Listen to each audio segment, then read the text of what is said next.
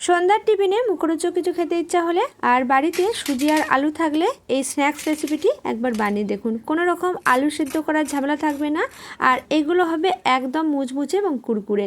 চাইলে বাড়িতে এই পদ্ধতিতে এই রেসিপিটি একবার বানিয়ে দেখতে পারেন। তো প্রথমেই এই রেসিপিটি বানিয়ে নেওয়ার জন্য দুটো মিডিয়াম সাইজের আলু খোসা খুব ভালোভাবে ছাড়িয়ে নিয়েছি। আর এবার একটা ছোট গেটার নিয়ে নিয়েছি, আর এই আলু দুটো খুব ভালোভাবে গ্রেট করে নিচ্ছি। একটা ছোট গেটার দিয়ে আলু দুটো গ্রেট করে নিচ্ছি, এতে করে দেখবেন খুব ভালোভাবে আলুগুলো একদম সুরসুর করে কাটা হয়ে যাবে।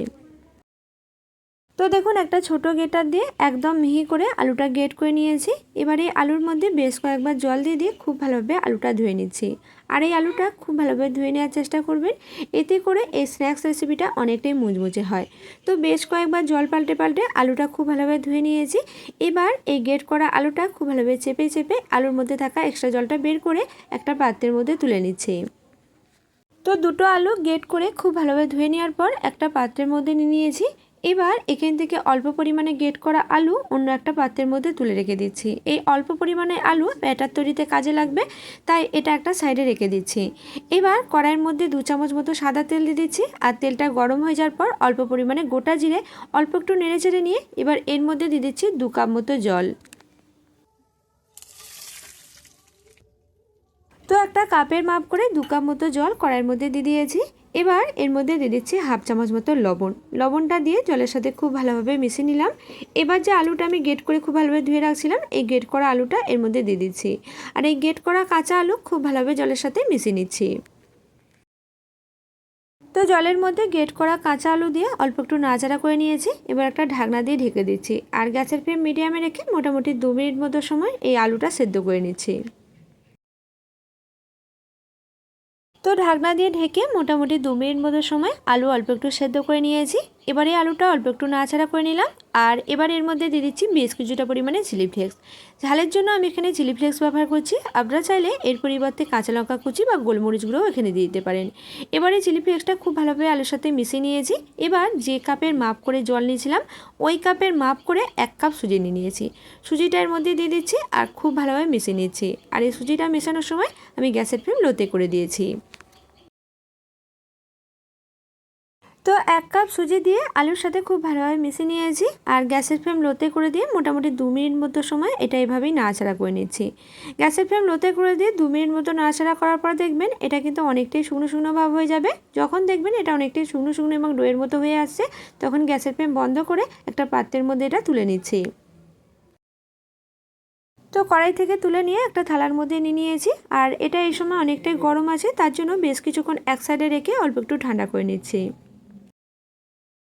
এবার আগে যে অন্য একটা পাত্রের মধ্যে অল্প পরিমাণে গ্রেট করা আলু তুলে রাখছিলাম, এবার এই গ্রেট করা আলুর মধ্যে বেশ কিছু উপকরণ মিশিয়ে নিচ্ছি। দিয়ে দিচ্ছি অল্প পরিমাণে লবণ, এরই সাথে এর মধ্যে দিয়ে দিচ্ছি হাফ চামচ মতো তিল, দিয়ে দিচ্ছি বেশ কিছুটা পরিমাণে কালো জিরে, আর দিয়ে দিচ্ছি অল্প পরিমাণে হলুদ গুঁড়ো এবং লঙ্কা গুঁড়ো।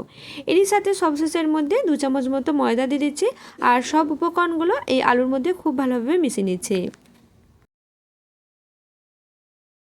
তো সব উপকরণগুলো এই গ্রেট করা আলুর মধ্যে প্রথমে খুব ভালোভাবে মিশিয়ে নিলাম। এবার এর মধ্যে অল্প অল্প পরিমাণে জল দিয়ে দিচ্ছি, আর মিডিয়াম করে একটা ব্যাটার তৈরি করে নিচ্ছি।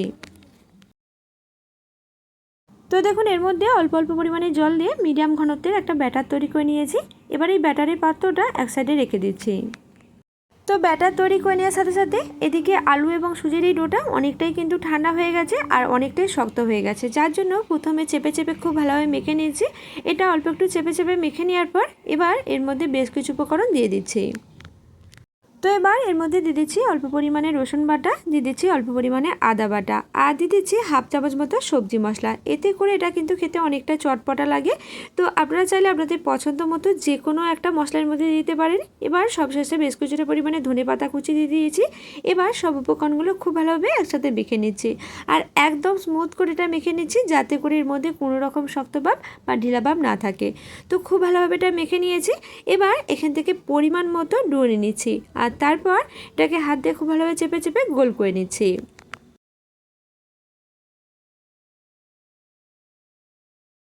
তো দেখুন এখান থেকে পরিমাণ মতো ডো নিয়ে খুব ভালোভাবে চেপে চেপে গোল করে পাকিয়ে নিয়েছি। এবার হাতের তালুর মধ্যে অল্প একটু চেপে নিয়ে এটা তিকোনা করে শেপ তৈরি করে নিয়েছি।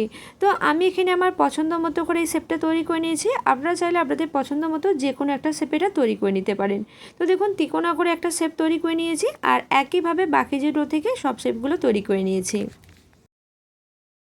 এবার যে ব্যাটারটা তৈরি করে নিয়েছিলাম এই ব্যাটারটা চামচ দিয়ে অল্প একটু নাড়াচাড়া করে নিলাম। এবার একটা একটা করে তিকোনা শেপ এই ব্যাটারের মধ্যে দিয়ে দিচ্ছি আর খুব ভালোভাবে এই ব্যাটারটা এর মধ্যে লাগিয়ে নিচ্ছি। তো এটা লাগিয়ে নিয়ে এবার কড়াইয়ের মধ্যে বেশ কিছুটা পরিমাণে তেল গরম করে নিয়েছি। আর এই তেলটা খুব ভালোভাবে কিন্তু গরম করে নিতে হবে। তেলটা খুব ভালোভাবে গরম হয়েছে কিনা সেটা দেখার জন্য অল্প পরিমাণে ডো এর মধ্যে দিয়ে দিলাম। দেখুন ডোটা কিন্তু দেওয়ার সাথে সাথে খুব ভালোভাবে ভেসে উঠছে, তার মানে তেলটা খুব ভালোভাবে গরম হয়ে গেছে।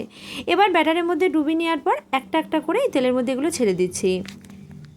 তো ময়দার ব্যাটারের মধ্যে ডুবিয়ে নিয়ে একটা একটা করে এগুলো গরম তেলের মধ্যে ছেড়ে দিচ্ছি। আর তেলটা কিন্তু প্রথমে খুব ভালোভাবে গরম করে নিতে হবে। তেলটা খুব ভালোভাবে গরম হয়ে যাওয়ার পর এগুলো ছেড়ে দিয়ে এবার গ্যাসের ফ্লেম লো টু মিডিয়ামে করে দিচ্ছি। গ্যাসের ফ্লেম লো টু মিডিয়ামে করে দিয়ে মোটামুটি 4 থেকে 5 মিনিট মতো সময় এগুলো উল্টে পাল্টে ভেজে নিচ্ছি। আর গ্যাসের ফ্লেম লো টু মিডিয়ামে করে এগুলো ভাজার চেষ্টা করবেন, সেক্ষেত্রে দেখবেন এটা অনেকটাই মুচমুচে ভাব আসবে। একদম মুচমুচে কুরকুরে যদি খেতে চান সেক্ষেত্রে গ্যাসের ফ্লেম লো টু মিডিয়ামে করে এগুলো ভেজে নেবেন। তো মোটামুটি বেশ কিছুক্ষণ সময় ধরে উল্টে পাল্টে এগুলো ভেজে নিয়েছি। তারপর দেখুন এর মধ্যে কিন্তু খুব সুন্দর একটা বাদামি খয়েরি রং চলে আসছে। এগুলো খুব ভালোভাবে ভাজা হয়ে গেছে। এবার একটা ছান্তা দিয়ে এগুলো ছেঁকে নিচ্ছি আর তেলটা খুব ভালোভাবে ঝরিয়ে নিচ্ছি। তো দেখুন একইভাবে বাকি সুজি এবং আলুর স্ন্যাক্সগুলো ভেজে নিয়েছি আর এগুলো ভাজার পর দেখুন দেখতে কতটা লোভনীয় লাগছে। এটা কিন্তু ততটাই মুচমুচ এবং মুখরোচক হয়। সন্ধ্যার টিফিনে মুখরোচক কিছু খেতে ইচ্ছা হলে সুজি এবং আলু দিয়ে এই স্ন্যাক্সটা একবার বানিয়ে দেখুন। আর রেসিপিটি কেমন লাগলো অবশ্যই কমেন্ট করে জানাতে ভুলবেন না। এগুলো গরম গরম বানিয়ে আপনারা বিন নুন বা চাট মশলার সাথে পরিবেশন করতে পারেন, সাথে যদি সস থাকে তো খুবই ভালো হয়। তো বাড়িতে একবার বানিয়ে খান আর রেসিপিটি কেমন লাগলো অবশ্যই কমেন্ট করে জানাবেন।